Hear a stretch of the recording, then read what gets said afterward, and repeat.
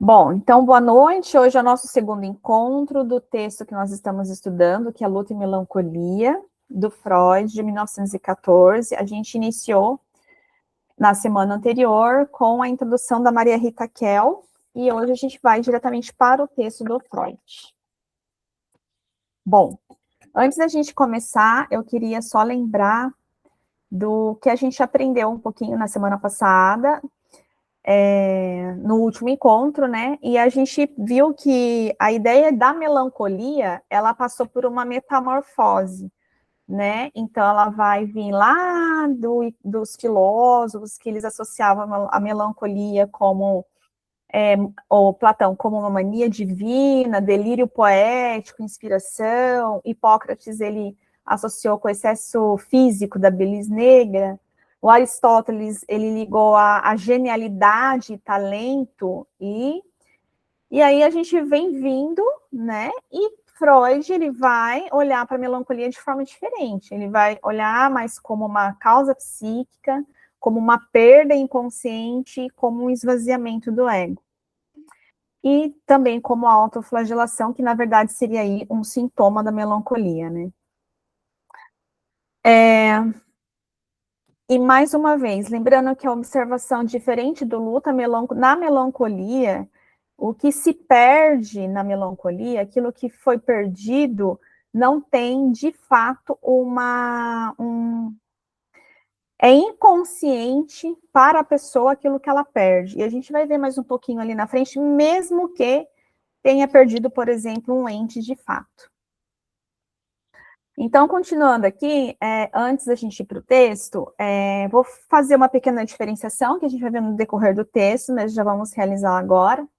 Que no luto, a reação é de perda de uma pessoa, e pode ser também tanto a perda de uma perda de pátria, que aqui o Freud vai lembrar por conta da guerra, na época em que ele vivia, perda também de uma liberdade, né? Uma pessoa que vai presa, por exemplo, uma pessoa que perde a sua liberdade por algum motivo. Mais uma vez, o Freud viveu essa época de guerra, então isso para ele era muito real, esse tipo de perda.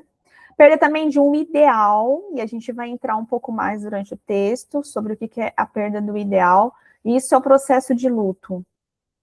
E o luto não deve ser caracterizado como algo patológico, embora ele vai sim ter desvios da conduta da pessoa. Então, a pessoa que está de luto, sim, ela vai ter todas as características de uma pessoa de luto, mas isso não quer dizer que é algo patológico. E o mundo dessa pessoa se torna vazio. Diferente um pouco da melancolia, que ela vai ter essas mesmas reações.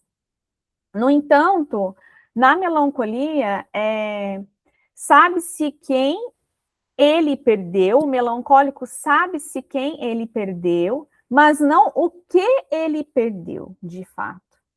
E o que se torna vazio não é o mundo, na verdade, o que se torna vazio é o próprio ego. O ego aqui, que a gente está falando no freudiano, que é o próprio eu, tá? Então, tem essa diferença da melancolia para o luto. A reação pode ser um objeto, uma pessoa amada, lembrando que isso que se perde tem que ter um significado muito grande também, não é qualquer coisa que se perde que a pessoa vai entrar dentro de um processo de luto ou fazer uma melancolia. E pode ser uma perda real, pode ser uma perda de um ideal, como a gente mencionou. Eu não vou ler o texto todo, eu vou lendo aos poucos aqui as partes mais importantes, porque senão a gente vai ficar sem necessidade, porque os resumos vão nos ajudar. A não ser que vocês queiram que eu leia o texto todo, aí tudo bem também, tá? Então, a melancolia, deixa eu só voltar aqui. A melancolia, cuja definição conceitual, ela é oscilante. Aqui é o Freud, iniciamos o texto, agora é a parte que o Freud mesmo escreveu. Que até então a gente leu a introdução da Maria Rita Kell. Mesmo na psiquiatria descritiva, ela vai apresentar sobre várias formas clínicas, cuja síntese em uma unidade não parece assegurada. E dentre estas, algumas sugerem afecções mais somáticas que psicógenas.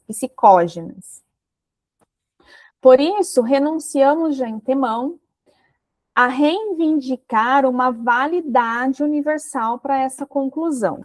Então, Freud inicia o texto assim: as considerações conjuntas da melancolia e luto parecem justificada pelo quadro geral desses dois estados. O luto, via de regra, é a reação à perda de uma pessoa querida ou de uma abstração que esteja no lugar dela. Mais uma vez, como a pátria, liberdade, ideal, entre outros. Sobre as mesmas influências, em muitas pessoas se observa no lugar do luto uma melancolia, o que nos leva a suspeitar nelas uma disposição patológica. É também digno de nota que nunca nos ocorre considerar o luto como estado patológico, como eu mencionei anteriormente, nem encaminhá-lo para tratamento médico, embora ele acarrete graves desvios de conduta na vida normal de uma pessoa. E aí eu vou deixar uma reflexão aqui já para nós, né? Vocês podem responder no final. Como que as pessoas e como nós estamos vivendo o luto nos dias de hoje, né? Com tantas... A gente tem percebido que a medicalização do luto, né? Então, eu vou deixar... A gente percebe esse excesso de medicalização no luto. Mais uma coisa para a gente refletir ali no final. A melancolia se caracteriza por um desânimo profundamente doloroso, uma suspensão do interesse pelo mundo externo, perda da capacidade de amar, inibição de toda atividade e um rebaixamento do sentimento de autoestima, que se expressa em autorrecriminações e autoinsultos, chegando até a expectativa delirante de punição. O luto revela os mesmos traços, exceto falta nele a perturbação desse sentimento de autoestima. Facilmente compreendemos que essa inibição e esse estreitamento do ego são a expressão de uma dedicação exclusiva do luto, na qual nada mais resta para outros propósitos e interesses. Então, a gente vai ver aqui nessa próxima lâmina, nesse slide, mais duas comparações, né? No luto, a gente vai ver esse desânimo profundo, doloroso, suspensão do interesse pelo mundo externo, quando a pessoa está passando por um processo de luto, essa perda da capacidade de amar. Então, se ela perdeu uma pessoa que ela amava, ela vai ter dificuldade de logo em seguida amar uma outra pessoa, né? E a inibição das atividades, ela quer ficar recolhida, isso é comum acontecer no processo de luto, ela quer não entrar nessa... Mais para frente, a gente vai complicar isso um pouquinho, né? Mas, por enquanto, é isso, no luto. E, na verdade, a pessoa que está melancólica é a perda do próprio ego, né? Então, quando ela entra nesse processo, ela não consegue nenhuma reação positiva, e porque ela se perdeu né? Se perdeu no próprio ego, ela não consegue encontrar mais nada que se identifique com ela. Ela foi com a perda, e no caso, eu tive uma paciente que ela teve melancolia porque ela se sujeitou a vida inteira a ser um personagem, ela se identificou com um personagem criado por ela, e quando esse personagem saiu dela, ela entrou no processo melancólico. Uhum.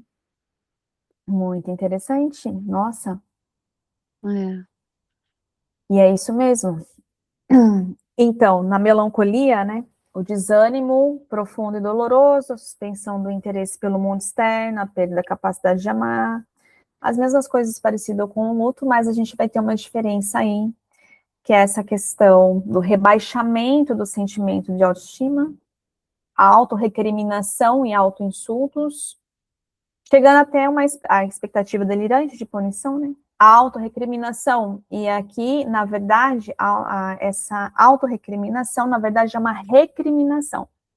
Na verdade, ela está contra um objeto de amor a qual se voltam sobre o próprio eu. Então, essa autorrecriminação, na verdade, é uma recriminação de algo que ela introjetou como o próprio eu. No caso luto também, no caso do luto, a pessoa que sente uma depressão muito grande após a perda de um ente querido, né, a perda de algo, na verdade há aí uma projeção, né, uma projeção do eu, e aquela pessoa que foi é que validava essa pessoa que ficou enlutada. Sim. Então ela saiu de cena, aí ela não consegue, a pessoa morreu, a pessoa que está em luta, ela não consegue lidar com o teu próprio eu, porque quem constituía o eu dela se foi. Sim. Então é o vazio dela, constituído pelo outro que foi. Sim. E aí a gente vai descobrir que isso tem ainda um viés um pouquinho mais fundo, devido à questão do narcisismo, né? Que é o que a gente vai entrar aqui agora.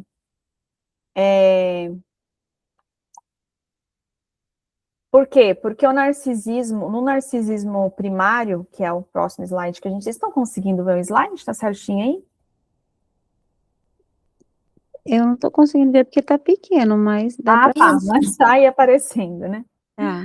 Bom, no narcisismo Tenta aumentar um primário... pouquinho. Oi, Ariane?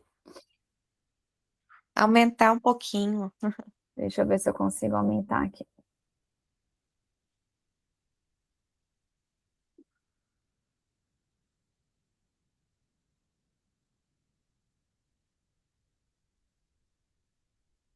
Melhorou?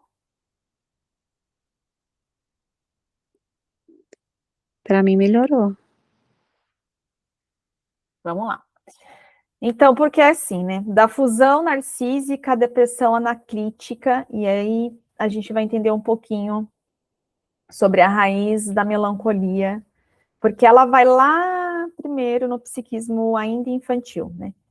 Então, o que o Freud vai dizer aqui no texto, tá, gente? O que faz parte desse texto também, o que tem alguma coisa que eu acrescentei. Mas o bebê, ele não diferencia o próprio corpo do corpo da mãe, inicialmente. Então, para o psiquismo inicial, o outro, para esse psiquismo ainda inicial, o outro é ele mesmo, né? A extensão dele mesmo. E aí, ele vai ver a perda como uma amputação. Então, assim, o desaparecimento da mãe ou do cuidador efetivo ali, não é processado como uma perda externa, mas é arrancado como uma parte dele mesmo, é como se fosse uma parte dele que sai. E como o bebê ele ainda não tem linguagem para processar esse luto, o ego do bebê ele vai se esvaziar. Então a energia da libido é totalmente retirada do mundo externo. E com isso vai vir essa fúria inconsciente por esse abandono, que não vai virar uma culpa verbal, porque ele ainda não tem linguagem, ainda falta o superego, ele ainda está em construção, que é esse superego aqui no texto, vai dizer que é a consciência moral, mas ele vai direcionar essa fúria para ele mesmo. Então, ele vai ter ali uma manifestação da melancolia no estado ainda biológico mais rudimentar, e que é quando o bebê definha e ele vai recusando os alimentos e vai desligando as suas funções vitais. Um bebê pode morrer disso, tá? Então, assim, e aí eu vou entrar num ponto, as pessoas que tiram a própria vida, né? Quando a gente vê casais que se separam e, de repente, a pessoa que foi abandonada tira a própria vida. Então, existem pessoas que morrem disso. Um bebê, ele pode morrer se isso não for, se essa mãe não retorna. E aí a gente vai ter aqui na academia, né, do René Spitz, lá em 1940, ele comprovou na biologia dos bebês a teoria narcísica descrita do Freud em Luto e Melancolia nas suas observações, tá? Então, assim, isso não foi algo só imaginado, foi algo comprovado também. Então, se essa mãe não volta, e aí eles têm até uma estimativa de tempo. O René, no estudo dele, viu que as mães que voltavam num período de 5 meses, até 5 meses o bebê conseguia se recompor novamente. Os que não voltavam, muitas vezes os bebês morriam. Então, essa separação era como se fosse mesmo cortar um bebê ao meio, né? Ele sentia como algo muito cruel e ele começava uma autopunição até mesmo ele se sucumbir. Ele não mamava mais, ele não vivia mais, ele se recusava completamente da vida. Então, claro que a mãe retorna, o bebê vê que a mãe retorna e ele vai experimentando que as pessoas podem ir embora e podem retornar. A pessoa que eu amo pode sair, mas ela volta. E aí ele vai começando a lidar com isso. Eu não vou entrar muito nesse aspecto, porque a gente vai ter que entrar aqui em Lacan, porque a gente vai ter a questão da castração, a gente vai ter que entrar na Melanie Klein, mas a gente não vai entrar, a gente vai fixar no texto do Freud. Mas é basicamente isso. E o adulto, ele vai buscar parceiros sobre o mesmo modelo desse narcisismo primário. Então, ele ama no outro o que ele mesmo é ou quem ele gostaria de ser, né? Porque o bebê um dia se identificou ali totalmente, que é a relação mais anaclítica, que o Freud vai falar lá no texto sobre narcisismo também, que a gente falou um pouquinho dele no grupo anterior. Qualquer sinal de afastamento ou término reativa esse trauma que esse bebê viveu, dessa amputação que ele viveu lá na infância, né? Então, diante da perda, o adulto repete o bebê. Ele quer engolir o objeto e ele engole o objeto, que a gente vai falar de incorporação, né? Então, assim, é um canibalismo psíquico. Ele engole o objeto e funde a ele mesmo. E aí, aquela famosa frase clássica do Freud que está aqui no texto, né? A sombra do objeto caiu sobre o ego. Diferente do bebê, o adulto possui um superego estruturado, a fúria pelo abandono, agora ela vai virar de que forma? Linguagem, porque o bebê não tinha linguagem. Então, aquela fúria, em vez de se autodestruir, não me alimento mais, o meu mundo acabou. Não, ela vai virar o quê? A linguagem autodestrutiva, tá? Então, essas autorrecriminações, o sadismo do superego, ele vai torturar o ego. As autocríticas, humilhações do melancólico, na verdade, é um ataque àquilo que ele internalizou. Será que tem alguma estrutura da mãe durante essa gravidez para esse bebê sair desse jeito? Na verdade, é o desenvolvimento dele, né? O que a gente está vendo aqui é quando esse bebê, que vai ter ali a ambivalência de amor e ódio, que o bebê já tem, mesmo não tendo a capacidade de linguagem para discernir isso, na verdade, é o desenvolvimento desse bebê. Então, quando a mãe se ausenta e a mãe retorna, ele percebe que essa ambivalência vai acontecendo e ele vai aprendendo a lidar com essa ambivalência. Agora, se isso for de modo muito brutal e ele sentir isso de modo muito brutal, e aí eu vou dar alguns exemplos aqui. Aí ele pode se tornar uma pessoa melancólica. Ele pode acrescentar essa autodestrutividade na vida dele. Quando ele perder alguém, ele está perdendo ele mesmo. Então, assim, esse vazio que é dele mesmo, seria esse aprendizado de lidar com a ambivalência, que é uma coisa, assim, bem complexa do bebê, embora seja simples, né? Então, mas o que eu tô querendo dizer, se tem alguma relação com a mãe durante a gravidez. Pode ser que sim, pode ser que não. Não sei. Aqui o Freud, ele não fala isso, ele fala que é essa relação do bebê e desse desenvolvimento. Não, agora, se tem com a mãe, na pesquisas, por exemplo, que o anterior fez, ele não foi nisso, na gravidez da mãe. Ele viu quando, vamos supor, as crianças na época tinha muita guerra, né? Então, o bebê perdia uma mãe, ou a mãe era afastada porque ela foi lá para a câmera, né? Porque naquela época é o que estava acontecendo. Então, ele via que aquele bebê que ficava sem a mãe, ele começava a adoecer dessa forma. Então, assim, nas observações dos bebês que morriam, nas observações dos bebês que adoeciam, na observação do bebê que parava de comer, que parava de se alimentar. E aí ele percebia que essas mães que voltavam e retornavam, que o bebê ia elaborando melhor esse processo. E viam Mas nos eu estou bebês pensando, por comuns, né? exemplo, eu estou pensando, por exemplo, uma mãe atual sem essa conjectura de guerra e tudo mais, né? Mas mas a Porque gente tem a ausência, né? A criança, ela sofre a perda. A mãe, quando, por exemplo, precisa fazer, é claro que aqui a gente está falando ainda de um período ainda anterior a quando, por que as mães voltam a trabalhar só depois dos 6 meses, né? Existem estudos para isso que comprovam que o bebê precisa de ficar próximo daquela mãe até os 6 meses.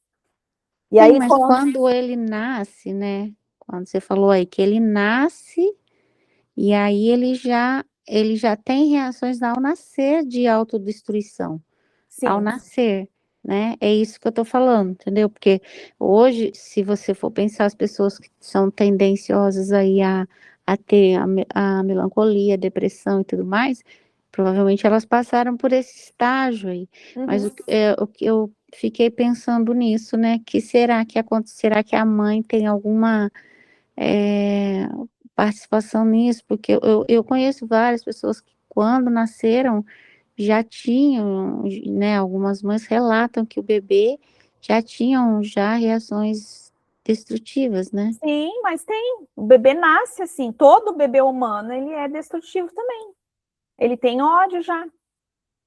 Então, assim, parece, até a Melanie Klein vai aprofundar um pouco nisso mais, né? Um bebê humano, ele nasce totalmente, ele não tem ele não sabe, ele nasce com a voracidade, né? Ele quer devorar a mãe. Então, ele já é destrutivo, só que essa voracidade retorna para ele, quando nessa ausência da mãe, né? Por isso que alguns bebês têm são histriônicos, né? Faz aquele, berram muito quando querem mamar, assim, quando acaba de nascer, é um berro só, então, assim, ele já nasce sentindo que o mundo está sucumbindo para ele, e aí ele vai reagir dessa forma, ele vai ter uma reação assim. Então, ele não nasce. A gente tem uma ideia do bebê nascer, bebê tranquilo e tal. Não, o bebê ele nasce realmente já com a ambivalência ali. Ele entrou no mundo, ele já vai se sentir sucumbindo nesse mundo. Ele não tem é muito grande o mundo, ele já se sente totalmente desamparado. E quando coloca o bebê no peito, quando o bebê acaba de nascer, né? A mãe vai lá e Então, bota o bichinho, põe no peito. Ele já entra absurdamente sugando com uma voracidade imensa. mas aí tem bebês que sim, tem bebês que não, né? Que não tem não tem essa intensidade toda no nascimento. E aí é que eu fiquei pensando, será que alguma coisa na gravidez, será que tem alguma coisa a ver com a mãe? Pode Né? ser que tenha, pode ser que sim, com certeza. E, bom, os meus nasceram vorazes. Então, saiu da barriga, colocou em mim e já foi numa voracidade imensa. É, vamos E acho que ainda são um pouco vorazes, mas eu provavelmente eu acho que tem sim alguma relação ali, né, com o processo de gravidez. Por exemplo, né, o que muitas mães relatam é que o primeiro filho, como a mãe não estava no ambiente que tinha outra criança, ele gosta de ser mais individualizado. Ele gosta de ficar mais sozinho com a mãe. Por quê? Porque ele foi o primeiro na barriga, o ambiente que a mãe grávida estava era mais tranquilo. Então, assim, quando vem o segundo, ele já gosta mais. Isso é o que a maioria me relata, não sei se é verdade. Ele já prefere ambientes mais agitados, mais pessoas e tal. Por quê? Compartilham mais. Por quê? Porque ele já nasce vindo de um lugar que não é sozinho. Então, assim, com certeza algumas coisas ali na gravidez devem acontecer, né? Só que, assim, não tem a investigação desse texto e desse que o Não Renê entra também nesse ajuda, mérito. não vai entrar nesse ponto, né? Bom, então aí a gente vai ter essa essa questão, né, da melancolia no psiquismo infantil. E depois a gente vai ter esse mesmo retorno desse trauma narcisista infantil na fase adulta, quando a gente está falando aqui sobre a melancolia, né? E sobre essa autorrecriminação, que na verdade é um ataque ao objeto que se internalizou. E a gente está falando aqui de mãe, mas na verdade o objeto é o objeto enigma. A gente nunca vai pensar nesse objeto principalmente adulto, porque não é a mãe, de fato. Né? A gente tem o hábito de achar que a mãe não é. É o enigma que a pessoa criou, que o Lacan vai chamar de objeto A. Por que é enigma? Porque não é a mãe real. A A mãe mãe, no caso, é o que criou isso aí, né? a mãe criou e não criou, porque assim, cada bebê vai ter uma reação. Não, na verdade, a criança se constituiu desta forma, né? Dessa forma. E aí ela vai criar uma fantasia disso, desde lá de trás, né? Então é por isso que é uma mãe enigma também. Então, assim, não é a mãe enigma, é um objeto que ele não é a mãe de fato, né? Por isso que o Lacan chama de objeto A e não de mãe. Porque não é a mãe. A mãe real não tem, ela tem pouco a ver já com isso na fase adulta. Ela pode ter tido a participação, mas dentro daquele psiquismo de uma pessoa adulta já não é mais sobre isso. Já muita coisa ali já virou outras coisas a partir daquela própria pessoa. A alternância, né? E aí a gente vai ver aqui que dentro da melancolia, um pouquinho aqui do texto, talvez nem se faça necessário, porque a gente vai ver que dentro da melancolia vai ter uma coisa que acontece, que é a mania.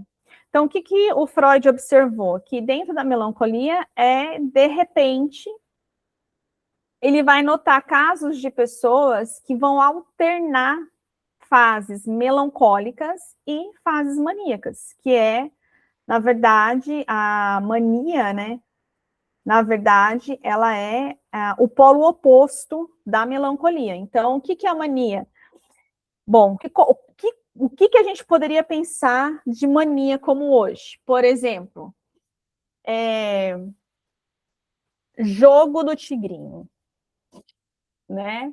A pessoa que entra e começa a ficar bets, né? Que são jogos, pessoas que jogam. A gente pode pensar em mania como compulsão por compra. A pessoa fica super eufórica e começa a comprar, então ela começa a comprar ou comportamentos de júbilo, de alegria excessivos, sendo que há momentos atrás ela estava num estado melancólico. E aí por quê? Porque para a psicanálise, a bipolaridade ela deriva da melancolia. Então, o que é a bipolaridade para a psicanálise? É esse estado de mania e melancolia, né? E aqui, a mania não tem um conteúdo diferente da melancolia. Elas duas são as mesmas afecções que lutam contra Tá, o mesmo complexo. Pode falar. mas Por exemplo, a pessoa que está no estágio melancólico, nem a mania ela tem. Tem, Ela, para o Freud tem. E aí ela eu não vou. tem, como que eu posso dizer? Ela não tem o desejo, ele inexiste. Mas é que a mania não é desejo. A mania é um mecanismo de defesa contra a afecção que ela está sentindo. Seria É uma como uma muleta. espécie de negação da realidade naquele momento. No caso, Natália, pessoas que também desenvolvem transtornos com alimento, né? Compulsão alimentar também, é um exemplo, Também. né? É um exemplo. É um exemplo.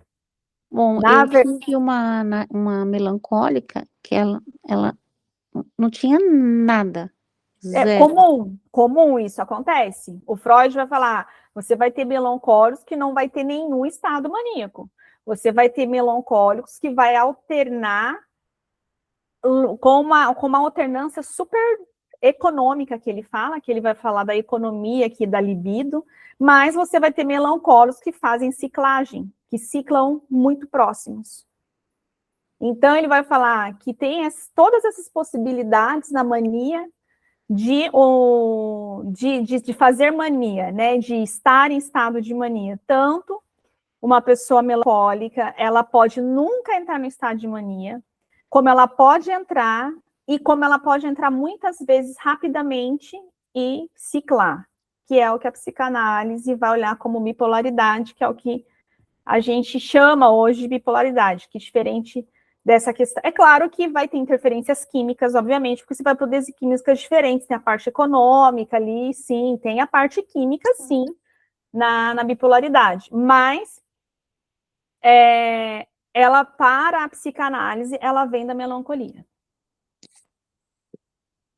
E eu vou dar um exemplo de uma aula que eu fiz, inclusive, e a pessoa me deu um exemplo, eu dei um exemplo na semana passada, no grupo anterior.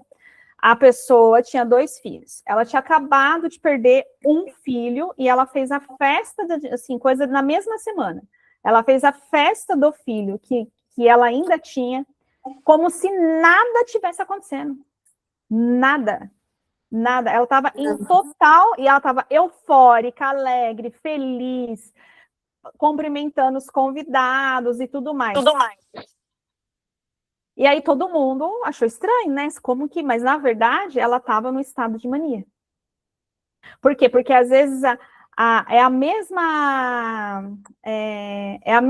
está lutando contra a mesma afecção que causa a melancolia. Então a origem é a mesma.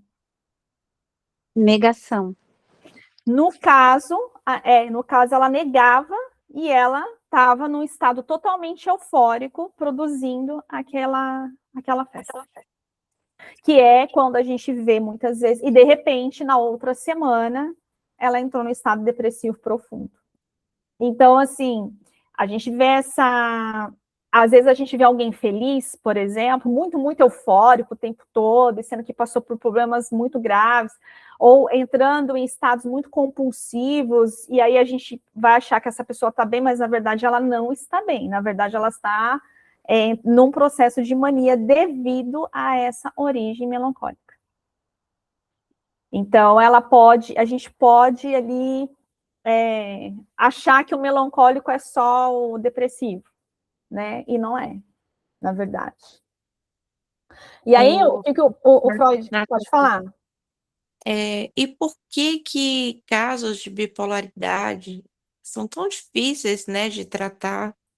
Porque eu conheço 2 pessoas bipolares, inclusive tive um problema no trabalho com uma pessoa bipolar, e, gente, assim, você vê claramente que a pessoa, ela não se trata.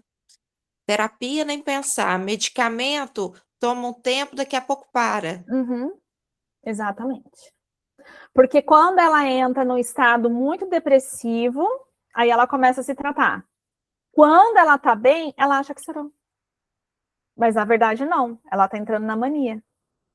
Então, assim, ela tá bem, aí não preciso tomar, tô bem, tá lá em cima, porque é econômico, porque o que acontece aqui? Tem a questão química, a questão econômica. Parte, aqui até aqui embaixo, na última frase, né, a gente vai, liberado da opressão do complexo melancólico, produz uma reação exagerada no polo oposto. Então, ela entra no estado de júbilo e felicidade, tá? Sarei, não preciso de mais nada. Passa um pouco, volta novamente, e fica ciclando. E aí é difícil de tratar, porque o fundo dela é lá aquela questão do narcisismo que a gente falou agora há pouco.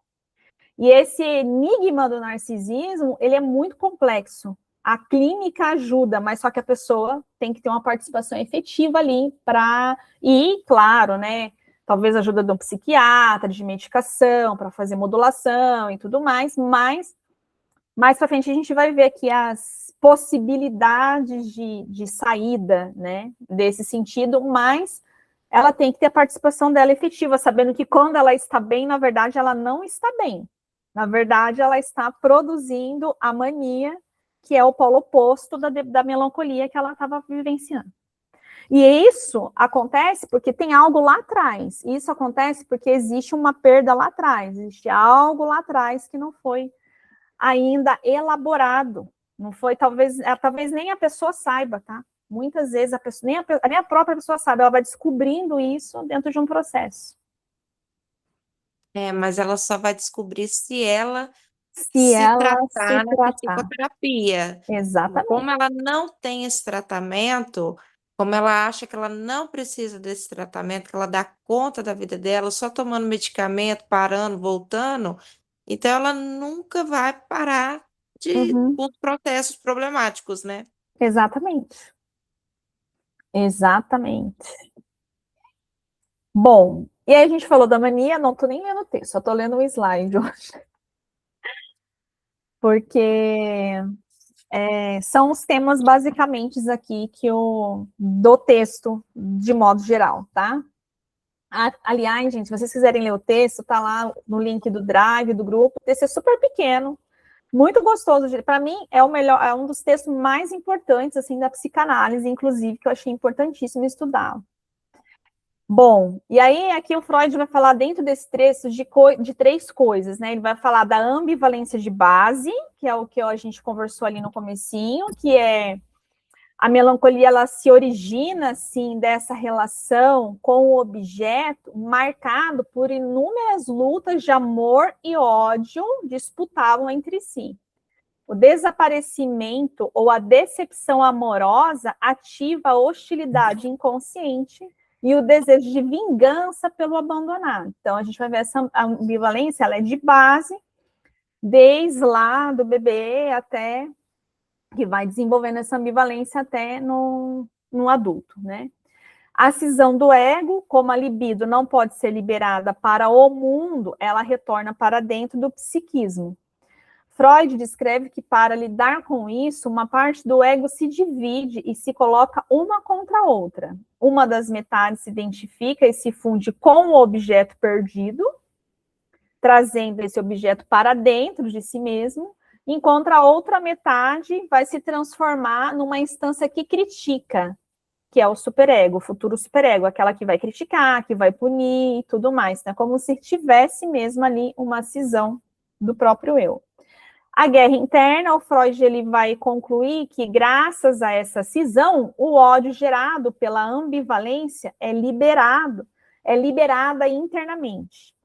Os ataques sádicos, as humilhações, o desespero do melancólico não passam de uma representação dessa luta afetiva original, permitindo ao sujeito se vingar do próprio objeto e castigar ele dentro de si mesmo.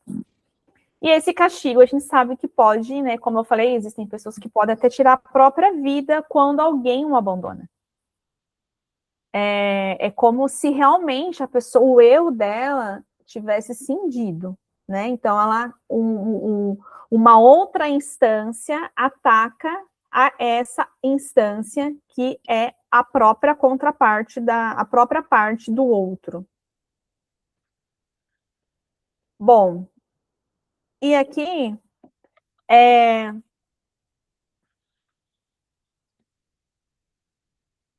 o Freud, a própria Maria Rita também vai dizer isso, né? E a gente vê aqui no texto do Freud que ele não se preocupa em continuar o desenvolvimento da mania nesse sentido, porque, como eu mencionei no grupo anterior, muitos autores vão ver a mania de outra forma. E o Freud ele vai finalizar o texto dizendo que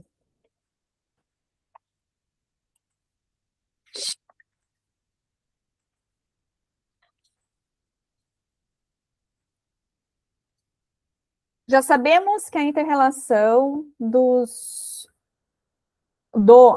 já sabemos que a inter-relação dos intricados problemas psíquicos nos obriga a interromper sem concluir cada investigação até que os resultados de outra possam vir ao seu auxílio. Então, lembrando que esse texto, o Freud ainda não tinha aqui a ideia de fato do superego, ele não tinha ainda muito bem estruturado, é um texto de 1914, mas assim, dá para a gente entender muito bem o processo da melancolia. E os autores depois, alguns autores da psicanálise depois, principalmente alguns autores da psicanálise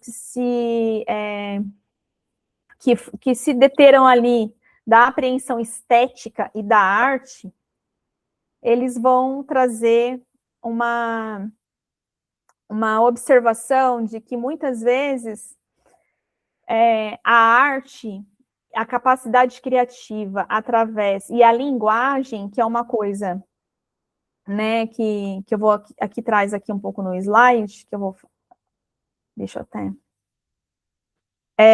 que o sujeito normal, tá, entre aspas aqui, né, porque a gente sabe que de normal ninguém tem nada de normal, ele aceita a perda e usa a linguagem para lidar com o vazio. O melancólico, ele recusa a perda, ele funde-se ao objeto e vai destruindo o próprio eu para manter o outro vivo. Então, por isso que o objeto do melancólico, por mais que tenha ali uma relação narcísica inicial com a pessoa que cuidou, ele é muito mais um enigma do que propriamente um objeto, do que propriamente a mãe. E uma coisa, eu queria trazer aqui para vocês agora, uma coisinha, para a gente sair um pouco dessa coisa tão técnica e tal, né? Eu vou ler um poema para vocês, depois tem 3 perguntas aqui para a gente discutir, tá bom? Aqui está a foto da Mona Lisa, para mim, ela é o grande objeto A do Da Vinci, né? Então, ela, para mim, é a musa dele, desse grande artista. E a gente, claro que o Freud, ele faz um estudo sobre esse artista e, no caso dele, era outra, não era melancolia. Muito provavelmente isso também aconteceu na vida dele, porque ele é separado da mãe aos 5 anos de idade e é obrigado a viver com um pai que o rejeitava. Só que ele se tornou esse grande artista, esse grande ser, né? Porque a saída estética, a saída da arte para o Freud é a única solução. Para a psicanálise, a única solução seria a sublimação. E aí existe uma grande diferença, né? Existem pessoas que a sublimação é algo bem diferente do que eu já vi outros autores relacionando a sublimação de uma forma muito errada, muito, não vou dizer, não quero falar que a pessoa é errada, né? Mas de uma forma que não tem concordância. Talvez, de repente, ela esteja certa, mas não tem concordância ali com a base psicanalítica que o Freud propôs, tá? Mas, enfim, eu queria trazer aqui para vocês um poema que eu mesma escrevi da minha autoria e eu vou ler para vocês, que tem relação com o estudo que a gente realizou hoje, tá bom? O poeta. O poeta é aquele que desistiu, mas sua poesia é coragem. Não alcançou o impossível, ainda assim satisfez sua vontade. O poeta venceu fronteiras, mas não lutou na trincheira. Fugiu da luta e da morte. Viveu brincando com a sorte. Se tornou poeta quando não teve mais solução, quando nada mais o restou, a não ser versar a salvação. O poeta nasce do não posso, não dito, não sou. Do labirinto infinito, só o poeta escapou. Muito bonito, parabéns. Obrigada. Bom, e qual que é a relação depois desse poema com o que a gente estudou? Eu deixo para vocês refletirem, né? Mas a pergunta aqui é como você e as pessoas ao seu redor estão vivenciando as perdas hoje? O que, que vocês acham? Vou deixar aberto para vocês responderem. Eu acho que elas estão jogando tudo na rede social, fazendo meu querido diário. Isso é uma boa, isso. Inclusive, quando eu estava fazendo a pesquisa da mania, né, uma das alternativas, das possibilidades era essa, né? Rede social, excesso de rede social.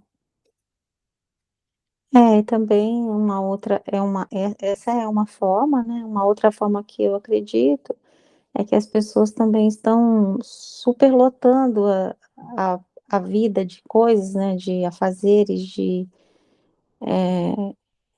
afazeres para sair do vazio interno, né? Preenchendo com coisas, preenchendo com atividades, sem estar com o seu próprio eu. Sim, exatamente, também acho. Também acho que hoje em dia as pessoas tem que estar sempre ocupado, né? Realizando alguma coisa, É. né? Produtividade, a era da produtividade. E uma dificuldade muito grande de lidar com o silêncio, né? O Uhum. silêncio te apavora de estarem com seus próprios pensamentos, de estarem na sua própria companhia, de enxergar o que é a vida que ele construiu e que o cerca, né? De enxergar aquilo que ele precisa melhorar.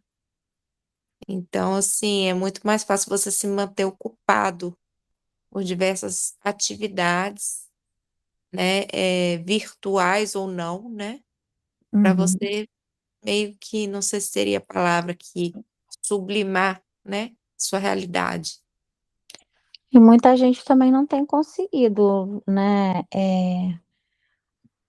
lidar com as perdas, né? Você vê que o índice de suicídio é muito grande, tem aumentado todo ano, né? Tem aumentado esse índice de suicídio. As pessoas também têm se medicado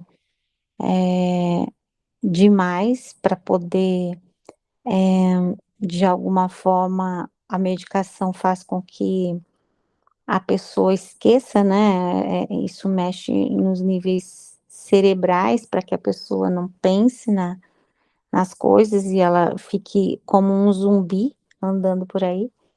Enfim, são várias formas aí destrutivas, né? De que hoje as pessoas e raramente as pessoas procuram uma terapia para poder entender o que se passa. Muitas vezes alguns chegam aos nossos consultórios e quando se bate de frente lá com o seu próprio eu, foge do consultório, né? Então as pessoas estão muito fragilizadas. É interessante, né? Porque isso me fez pensar assim, né? Talvez nem a mania está dando conta mais, né? A gente tem que começar a criar esse estado de euforia com, com algo externo, né? A medicação, uso de drogas e outras coisas mais, né? Que não deixa de ser uma mania, mas antes a mania era ainda alguma química ali sozinha era produzida, então nem o nosso mecanismo de defesa está funcionando. A gente está pegando recurso externo para usar como mecanismo de defesa, né? que não deixa de ser também a própria mania. Sim. E São essa, tempos difíceis, de muita tecnologia, mas as mesmas angústias, dificuldades, né? o psiquismo humano não evoluiu, né? A Não. tecnologia, sim, mas o psiquismo não, e ele, na verdade, está sendo... A gente está conseguindo produzir mais recursos para continuar com ele adoecido, né? Então, ao invés de... É claro que a gente vai ter outros recursos para... A gente tem desenvolvido outros recursos, não quero ser tão pessimista assim também. Mas a gente sabe que a gente vai criando essas defesas, esses mecanismos ali para manter, né? Com os recursos que a gente tem também. E é Mas é, interessante... Pode falar, né? mas é aquela coisa, a gente vai criando esses mecanismos sociais, tecnológicos, mas com o objetivo único de controle, né, Natália? É. E assim, o controle social, ele acaba sendo muito ruim, porque às vezes as pessoas, elas poderiam estar fazendo mais, alcançando mais, porém, a camada social, o lugar que ela está, às vezes não permite. E aí, muitos medos, frustrações, violências, né? Então, assim, eu trabalho com tecnologia, então eu vejo isso de perto, né? E estudar filosofia e psicologia, para mim, me ajuda muito a ter um outro olhar sobre o tipo de sociedade que a gente está construindo, sabe? Que é uma sociedade que tem alta performance tecnológica, a gente tem chips cada vez mais potentes, É o zumbi que eu inteligência falei. artificial, né? Mas, assim, o ser humano, ele está, Zumbizado. assim, terrivelmente adoecido em níveis de saúde mental. Uhum. Exatamente. E aí, para a gente completar aqui, que eu acho que vocês já exporam, né, algumas coisas, mas eu queria perguntar para vocês, quais são os exemplos de mania nos dias de hoje, por exemplo, né, nos dias Corrida. atuais? Corrida. Outro dia eu estava indo trabalhar, estava chovendo aqui no Rio. Cara, era 6h20 da manhã, o povo correndo no aterro. Eu olhei e falei, gente, não tem condição. Por que que o povo não acorda, faz um cafezinho em casa, vai pular corda em casa, gente? Ai, boa, todo mundo está correndo agora, né? Misericórdia. Leandro, Instagram, Facebook, isso aí é tudo Instagram, mania, né? Facebook. YouTube. O Leandro Sociedade Carnal. performática, né, Natália? Oi? Sociedade performática. Sociedade performática, exato.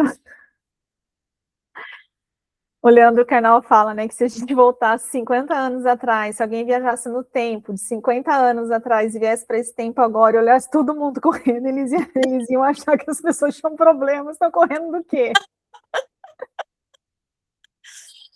Do que será que as pessoas estão correndo? Por que elas estão correndo? Que bicho que está vindo atrás delas, né? E ainda escolhendo a cor da meia para poder fazer uma sinalização. Sim. Ai. Nada contra os corredores, né, Mar?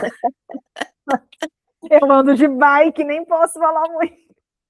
Exato. Ai, mas e assim, a gente pode pensar também nesses jogos, nas bets hoje em dia, né? Os jogos de tigrinho, e compras, compulsão por compras, e tem aquela série, um documentário, aliás, uma série minimalista, né? Que um dos personagens principais, ele cai na real mesmo, quando ele percebe que na semana que ele perdeu a mãe dele, ele estava entrando em sites de compra para imobiliar a casa dele. E na hora que ele percebeu que ele estava fazendo aquilo, ele falou: tem algo muito de errado comigo. Tem algo muito de errado. Como que eu estou entrando num site de compra? Eu acabei de perder a minha mãe.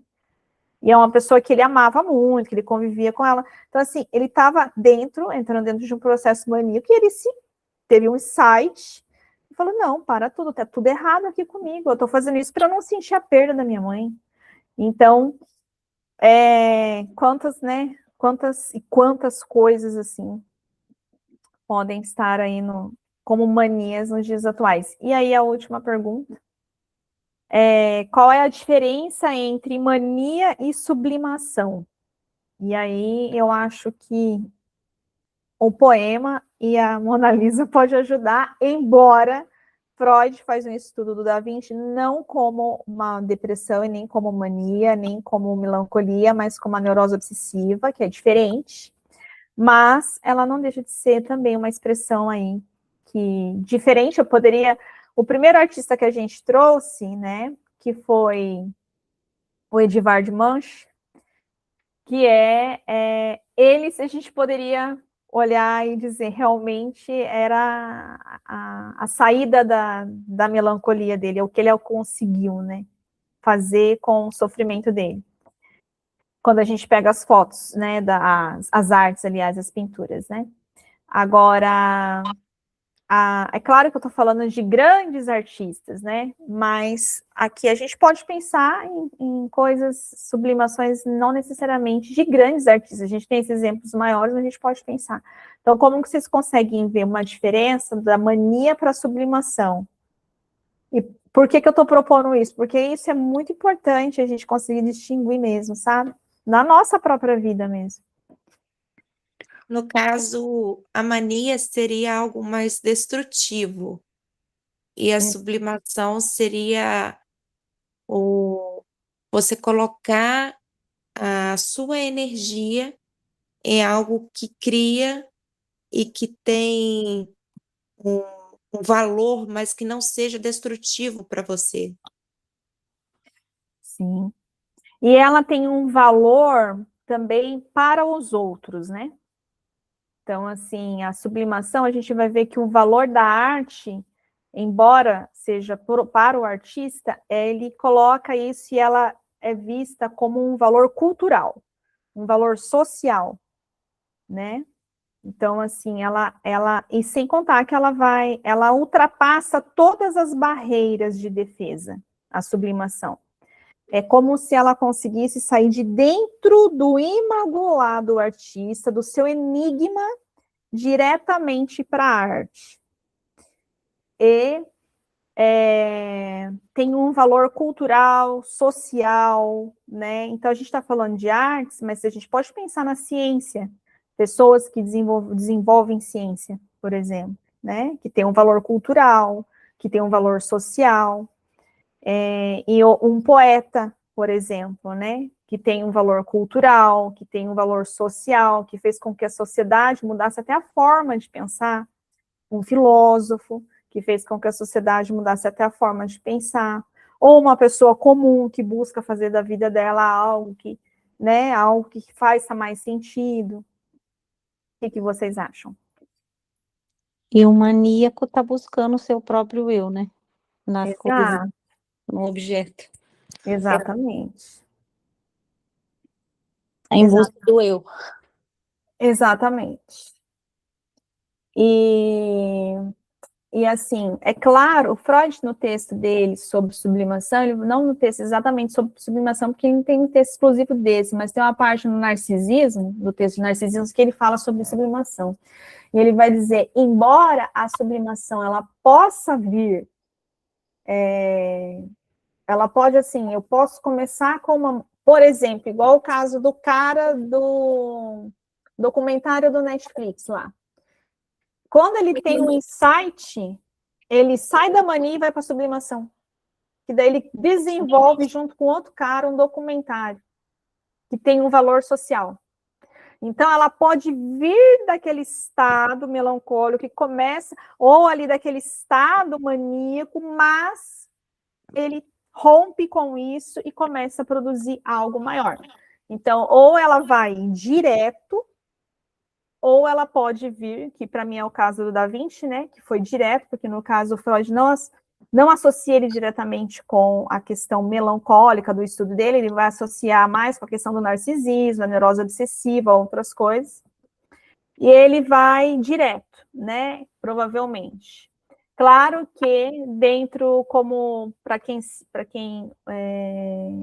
como eu mencionei anteriormente, para quem estuda e investiga a psicanálise na parte estética também, tem essa questão da grande musa dos artistas, dos poetas e tudo mais, que é esse objeto enigma também, né? E aí, e por que eu escolhi esse poema, né? Por quê? Porque é da barreira que algo se cria. O poeta, ele cria a partir daquilo que ele não pode ser. Então, de alguma forma, ele aceita o não para ele poder criar, né? Tem uma frase muito simples do Fernando Pessoa que é: talvez se acabar, eu comece de novo. Então, assim, o lidar com as perdas, né? O poeta, ele vai aceitando a perda. Então, por isso que eu escolhi essa poesia. O poeta que eu digo, o artista, o pintor, ou seja lá, que a pessoa que vai aceitando e vai construindo algo a partir dali. E não vai se defendendo constantemente daquela perda, produzindo melancolia, produzindo mania. Aí por isso que eu escolhi esse poema justamente porque que a última frase dele vai dizer, né, o poeta nasce do não posso, não dito, não sou. Ou seja, eu não sou outro, eu não posso ser algo, eu não, né, esse labirinto, mas o poeta escapa, né, só o poeta escapou. Por quê? Só o poeta por conta da arte, aqui nesse sentido desse poema. Claro que eu estou puxando um pouco de sardinha, né, para os poetas, que eu gosto muito de poesia, mas tantas outros possíveis formas aí da gente lidar com as nossas perdas, porque no fundo esse texto é sobre isso, né? Desde que a gente nasce, desde que a gente entra no mundo, a gente já começa a lidar com a perda. Nascemos, já estamos prontos para lidar com as perdas. Verdade. Vocês querem acrescentar mais alguma coisa? Não, para mim tá ok. Para mim tá ótimo. Deu para captar um pouco, pelo menos, ou bastante, sobre a diferença do luto, da melancolia, sobre como o que pode derivar a melancolia, o que pode acontecer dentro do processo. E a gente vai ter mais um encontro, só para finalizar, porque a gente vai ter... Deixa eu só parar de compartilhar aqui a tela. A gente vai ter mais um encontro, porque vai ter o pós-fácil de uma escritora que eu gosto muito, e aí a gente vai só fazer o estudo do pós-fácil para finalizar na próxima quarta-feira, às 9 horas, tá bom? Obrigada. Valeu. Um beijo, boa noite para vocês e obrigada pela companhia. Foi ótimo. Tchau. Muito obrigada, Natália. Obrigada, Cleusa. Obrigada. Obrigada. Beijo. Tchau. Tchau, Boa tchau. noite, Obrigada, menina. obrigada, Cleusa.